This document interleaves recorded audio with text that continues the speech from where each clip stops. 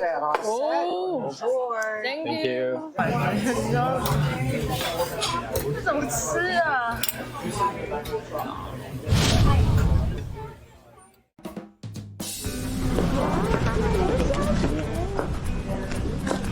先去过海关。Hello， 大家好，皆さんこんにちは。去年年底的假期，我们来到美国东岸。在去纽约之前，我们还去了波士顿和华盛顿。在来到这里之前，对我们来说，波士顿是一座很陌生的城市，只知道波士顿龙虾而已。这次除了有吃到一间非常棒的波士顿龙虾餐厅，我们也发现波士顿是一座非常美丽的城市。就让我们一起来看看波士顿有什么好玩的吧。第一天抵达波士顿的时候已经是晚上6点多，但很幸运的过海关和等行李都没有花太久时间，很快就入境了。搭着 Uber， 我们前往这次入住的饭店——波士顿剑桥万丰酒店和套房。待在波士顿的3天，我们都预计住在这边。这是住在万丰，同个地方直接住3晚，这样比较方便。还不错的是，房间里面有微波炉，附近也有超市。备品的部分，沐浴乳和洗发精都是大罐的，但没有牙刷和一些消耗性的备品，需要自己准备。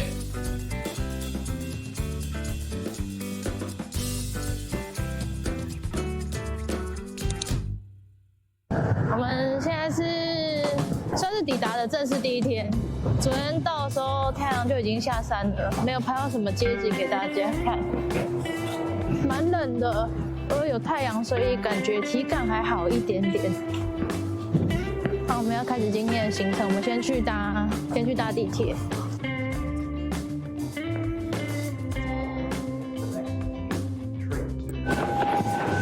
闻起来很懒傻傻，まあいいわ、次。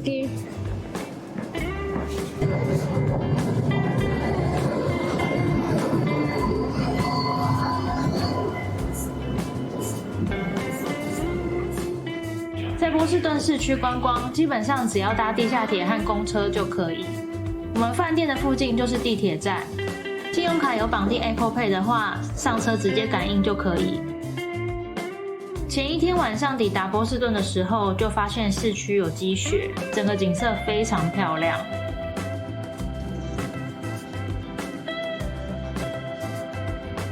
哦，外面蛮漂亮的。好，到市中心了哦。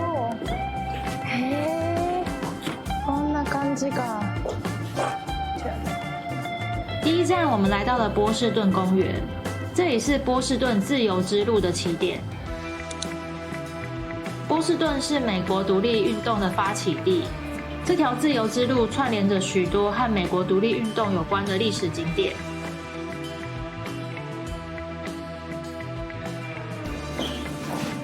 哇，有烟囱哎！这一区的街景真的很漂亮，保留了很多复古的建筑。波士顿的纬度其实非常高，一早的气温也超级冷，虽然是大晴天，但只有零下3度左右。眼前的这座波士顿花园也非常值得来看看。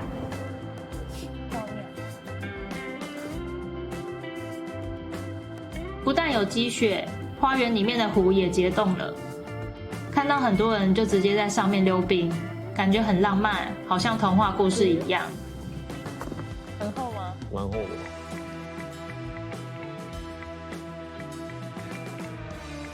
哇，你很开心耶！虽然也有观光客来访，但多数人看起来比较像是当地人，还有好多人来遛狗。由于天气实在是太冷，我们找了间咖啡厅进去取暖。原先看路上都没有什么人，但进到室内后才发现人蛮多的。这间咖啡厅是我们这次美国旅行的第一餐，可颂非常大，但口味就跟想象中一模一样，没有太过惊艳。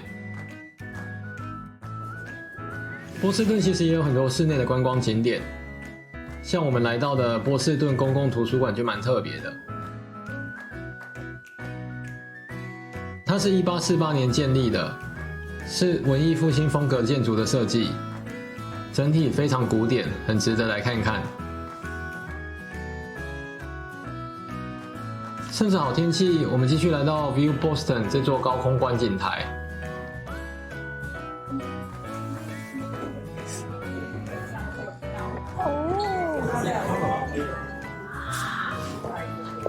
我喜欢它这种展望台设计很好哎，跟釜山那个有点像，里面就是纯白，然后外面配上蓝天。在纽约，我们也看了很多高空观景台，但现在回想起来，这座 View Boston 应该是我们这次旅行中看到最漂亮的。内部的装潢都是纯白的设计，还有设计出一些可以拍照的位置，有一点让人联想到釜山的 X the Sky。如果这里也有一间星巴克，就更完美了。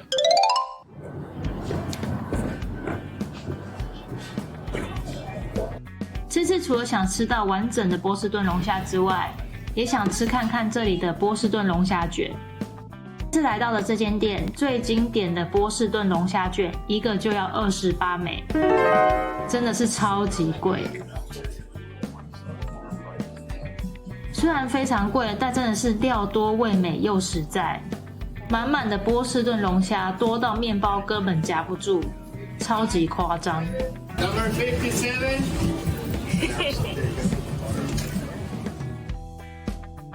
吃过午餐之后，我们来到昆西市场。年底的市场总是非常热闹。这个 market 看起来很像是一个证券市场。那边有个北 market。这边的价钱要亲民多了。Pizza bagel。在这里的小吃也非常多，也可以吃到龙虾卷，物价看起来还蛮亲民的。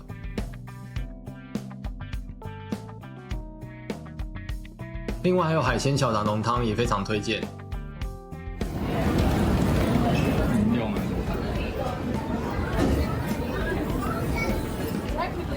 如何？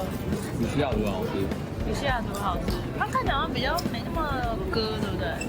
西雅图说吃的超割的。今天的波士顿是有点下一点点毛毛雨，因为时差还没调过来的关系，我们都超早睡、超早起。不得不称赞一下万丰这里的免费早餐，可能当下我实在太饿了，吃了超级多，超饱。这天的波士顿下起小小雨，虽然天气阴阴的，但也有不一样的感觉。波士顿里面有一区叫做小意大利，这一区的街景和氛围都非常非常像欧洲，很有味道的一个地方。然后旁边是一个结冰的篮球场。小意大利区里面也是自由之路的一个会通过的地方，地上这条红砖线。当自由之路穿过斑马线，自由之路优先欸。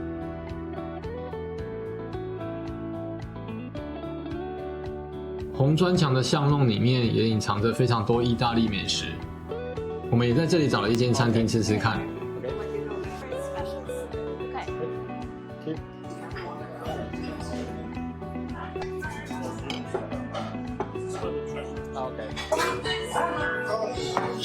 Thank you. Oh, it's great. No, it's Let's go. Yeah, please. 非常推荐给喜欢吃海鲜意大利面的朋友，口味非常好吃之外，海鲜用料也毫不手软，分量超级大。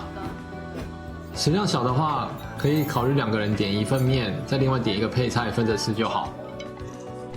整体来说还不错，但对我来讲分量真的有点太大了，然后是吃不完的，就是没有办法。不过海鲜很新鲜哦。港口边面。对啊，喜欢海鲜的话，推一个。来到波士顿，另外一个非常推荐的行程就是拜访2座世界知名的学校——麻省理工学院和哈佛大学。哦 ，MIT 的博物馆，博物馆就有厕所啊。首先，我们来到了麻省理工学院，满足一下理工男的憧憬。这里不愧是全球最知名的学府之一，它的校区真的是好大好大，里面还有很多很奇特的建筑设计，让人充满好奇。这种建筑太有艺术了，我都看不懂。你没有想过那个人是谁吗？ Lisa， 就那个谁啊，哦，那个谁，他的亲戚。那全部都是公式，好烦哦！这也有哎。这多少钱啊？这个世界杯子，感觉我可以买一个。哎，你是这个吧？化工的。有差吗？蛮有趣的是它的纪念品店，很多设计都超可爱，有着理工人的浪漫，在这里差一点大破费。3.50元呢。这个好可爱哦，这个很可爱哎。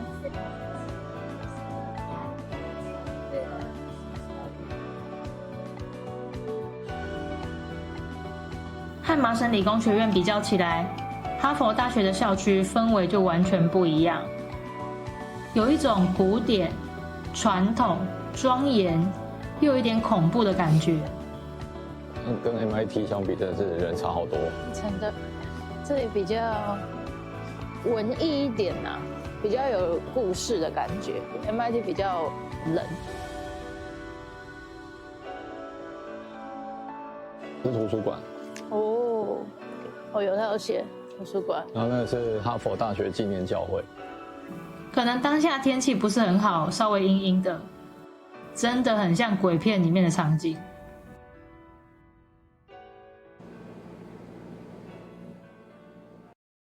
最后，我们来到这一次波士顿行的重点，一间号称可以吃到波士顿最划算的龙虾大餐的餐厅。说是餐厅，但它其实是一间运动酒吧。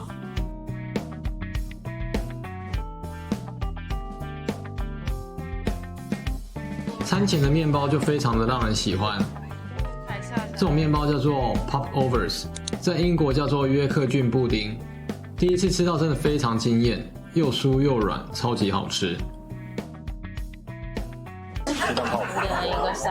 一个凯撒沙拉，然后等一下等着吃龙虾，这是他们这边龙虾的给西。接下来就是重点，这一次最期待的波士顿龙虾。哦 ，Thank you。2只大龙虾是水煮，非常简单，却看起来非常美味。这怎么吃啊？这样2只多少钱43块，这样子43块，便宜，秀啦，其实是便宜啦。第一次这样吃龙虾，一开始还真的有点不知道该怎么剥，而且超级烫，热腾腾的。给你外带的吗？对呀，真的给你外带，围兜兜。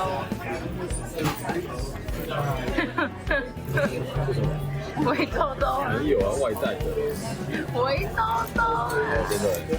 こんなめんどくさいの注文するの。啊！你碰到我的脸了啦 Sorry 啊 ，Sorry 啊。好烫啊！一个。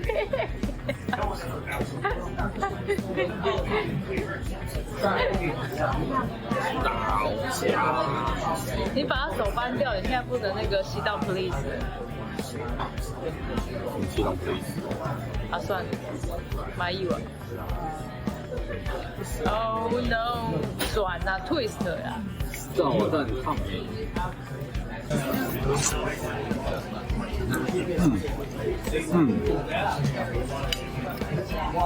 高啊！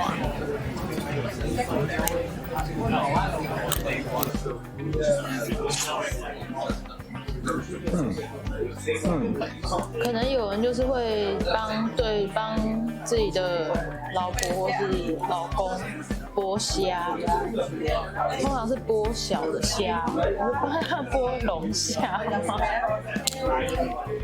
不过剥开之后，虾膏非常多，肉也十分弹牙，让人一口接着一口停不下来。你要整个一起吗？当然是整个一起啊。哦，那你整个自己起。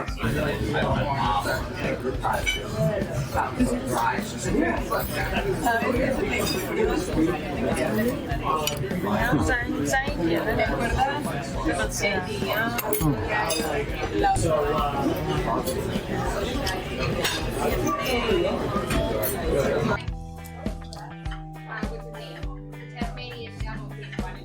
一回生，二回熟。这边先把它的角胶先拔掉。不管是龙虾的膏、身体的部分，还是龙虾的螯，真的都非常完美。吃到最后，虽然被老公喷了一身都是，但仍然很满足。首先呢，要先把它拉出来。先把这边吃掉。吃掉以后，好多汁。一直在滴。用这个。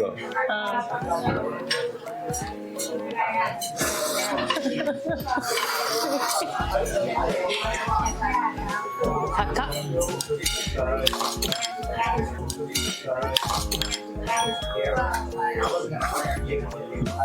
Sorry 啊，人生总是会有意外。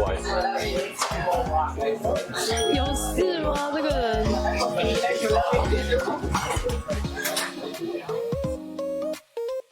因为我们是2个人一起分着吃，所以有另外被加价$5，整体吃下来的费用不含小费是$71.4。在波士顿3天过得比想象中还要充实很多。这里有很多历史景点可以走访，还有很多海鲜美食可以品尝。下次想要安排东岸旅行的话，也考虑来波士顿走走吧。